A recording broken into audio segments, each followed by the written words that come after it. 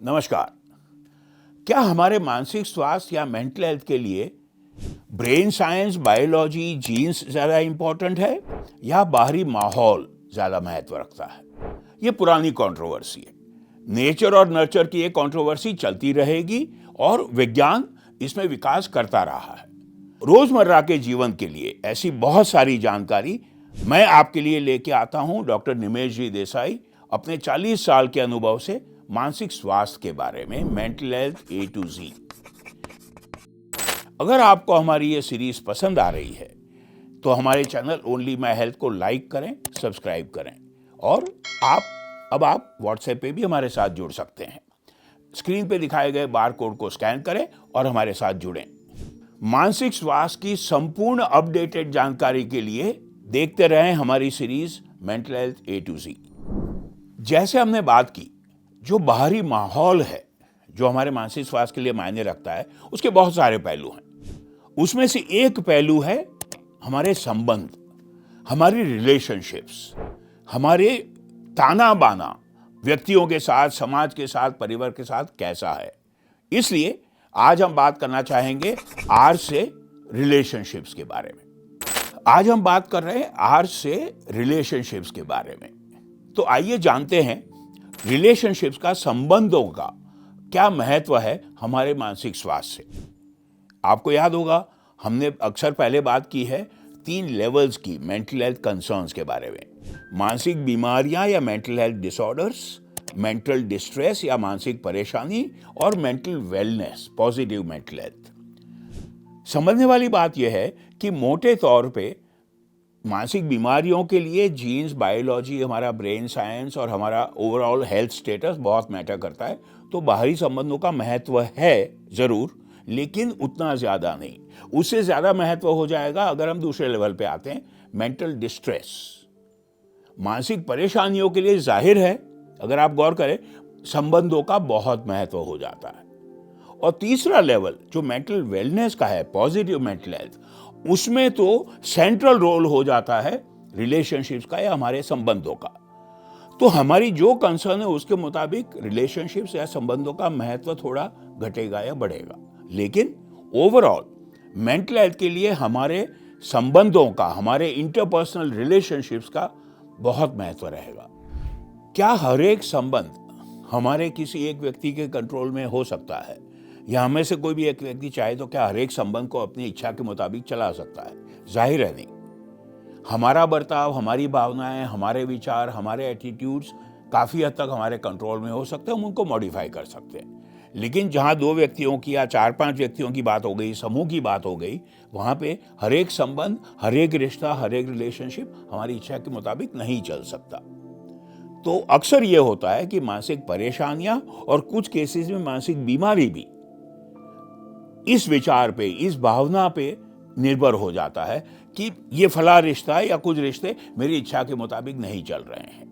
हमें समझना होगा कि रिश्तों का अपना एक माध्यम है और अलग अलग व्यक्तियों की सोच से, इच्छा से रिश्ते चलेंगे। महत्व की बात यह है कि मानसिक परेशानी और positive mental health, mental wellness के लिए बहुत सारी रिसर्च है जो अब ये दर्शाती है कि ब्रेन में भी कुछ केमिकल चेंजेस ऐसे होते हैं जो रिश्तों से बदलते रहते हैं।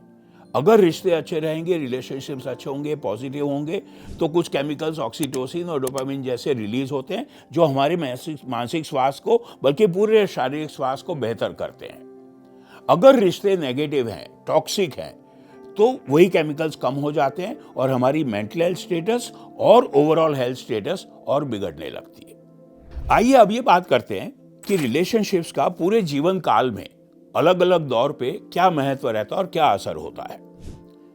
आपको याद होगा बहुत समय से ये कहा गया था साइकोलॉजी में कि बचपन में जैसा नर्चर होता है, जैसा बच्चे के साथ बर्ताव किया जाता है, वही उसकी पर्सनालिटी को डिटरमाइन करता है। पूरी पर्सनालिटी उसी से बन जाती है। ये थियरी शायद अब उतनी स्ट्रांग नहीं मानी जाती। ये जरूर माना जाता है जीवन काल के दौरान संबंधों का महत्व रहता है। तो बचपन में माता पिता के साथ, अपने भाई बहनों के साथ, समाज के साथ क्या रिश्ता रहा, ये मायने रखता है काफी हद तक एक बुनियाद बनने में। लेकिन जो सबसे ज्यादा नाजुक 2 दौर है जीवन काल में, वो 2 है। किशोरावस्था में और बुजुर्गावस्था में। सबसे ज्यादा महत्व है किशोरावस्था में संबंधों को समझना, संबंधों को निभाना और संबंध का सही अनुसरण कर पाना, ये हम सीखते हैं।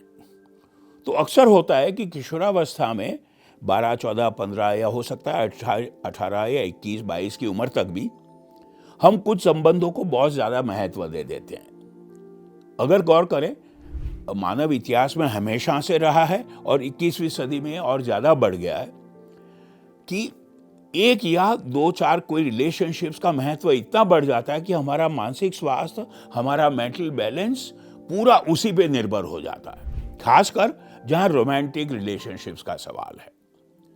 तो हमें चाहिए कि हम हमारे यंग बच्चों तक, किशोरों तक, और अगर आप में से कोई किशोर यंग साथी सुन रहे हैं तो आप भी गौर करें, अपने साथियों को समझाएं कि हर संबंध एक लर्निंग एक्सपीरियंस है।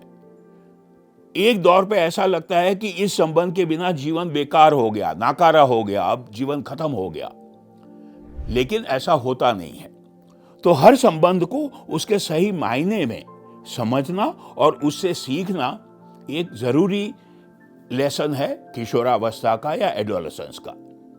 हम अक्सर देखते हैं, खासकर जहां प्रेम संबंध की बात है, रोमांटिक रिलेशनशिप्स की बात है, किशोरावस्था के उस नाजुक समय में व्यक्ति इस हद तक निराश हो जाता है संबंध खराब होने से या हार्ट ब्रेक से, है ना, प्रेम संबंध टूटने से, कि इंसान, वो बच्चा शायद आत्महत्या की खुदकुशी सोचता है। ऐसा कतई नहीं होना चाहिए। कोई भी संबंध, कोई भी रिलेशनशिप किसी एक व्यक्ति के लिए इतना मायने नहीं रख सकता कि वो अपने जीवन का अंत करने की सोचे। दूसरा एक महत्व का दौर है संबंधों की अहमियत बुजुर्गावस्था में। जैसे हमने पहले बात किया है, 60, 70, खासकर 75, 80 की उम्र के बाद हर समाज में और पाश्चात्य समाज में बल्कि ज्यादा संबंध कम होने लगते हैं। जो परिवार के लोग हैं वो और बिजी हो जाते हैं, या अब लोग माइग्रेट कर जाते हैं देश में या देश के बाहर। तो जो बुजुर्ग हैं वो अकेले रह जाते हैं। इस अकेलेपन के लिए संबंध बहुत मायने रखते हैं बुजुर्गों की मानसिक और शारीरिक स्वास्थ्य सिचुएशन के लिए। तो हमें चाहिए कि जिस माध्यम से हो सके तो रूबरू, ना हो तो टेलीफोन पे, सोशल मीडिया से, किसी भी तरीके से बुजुर्गों के संबंधों को हम बनाए रखें, उनका जो सोशल सपोर्ट है वो बनाए रखें। और बुजुर्गों को चाहिए कि बदलते हुए संबंधों को स्वीकार कर सके। जाहिर है, जो 30, 40, 50 की उम्र में at the peak of life जितना सोशल नेटवर्क होता है हम में से ज्यादातर व्यक्तियों का, वो लंबी उम्र में जाके नहीं रह पाता है।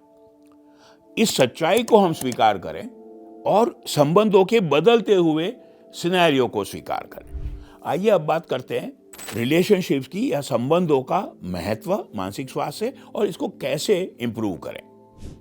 सबसे पहली बात, इंटरपर्सनल और ह्यूमन रिलेशनशिप्स का महत्व समझें, इसको स्वीकार करें और इस बात को और गहरा करें।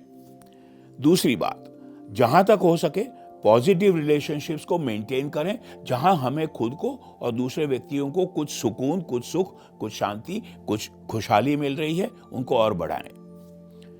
तीसरा, यह भी जरूरी है कि कुछ नैतिक रूप से, सामाजिक रूप से जो जिम्मेवारियां हैं, जो सोशल ऑब्लिगेशंस है, वो निभानी चाहिए। जहां तक हो सके उन रिश्तों को निभाना चाहिए। ये महत्व रखता है न सिर्फ हमारे खुद के लिए, लेकिन सामाजिक मानसिक स्वास्थ्य के लिए। हमारे खुद के और सामाजिक मानसिक स्वास्थ्य के लिए रिलेशनशिप्स में क्या क्या ना करें।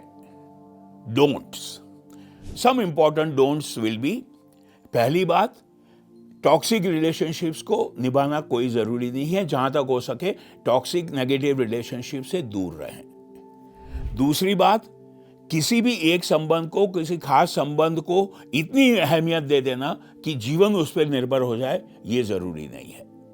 तीसरे, अगर रिलेशनशिप्स नेगेटिव असर कर रही है तो उसको, प्रॉब्लम को सॉल्व करने का कोई तरीका ढूंढें, वार्तालाप करें, बातचीत करें। बहुत सारे संबंधों में कम्युनिकेशन से, बातचीत करने से संबंध बेहतर हो सकते हैं। तो ये थी हमारी आज की चर्चा रिलेशनशिप्स और मेंटल हेल्थ के बारे में। हमने जो आज बातचीत की उससे उम्मीद है कि आप अपने संबंधों को रिव्यू करके थोड़ा और सुदृढ़ बनाएंगे, थोड़ा और हैप्पी, थोड़ा पॉजिटिव बनाएंगे और अपने मानसिक स्वास्थ्य को बेहतर कर पाएंगे। हमारी ये series mental health A to Z only my health channel पे लाइक करें, सब्सक्राइब करें।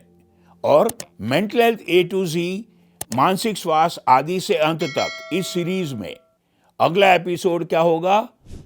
एस से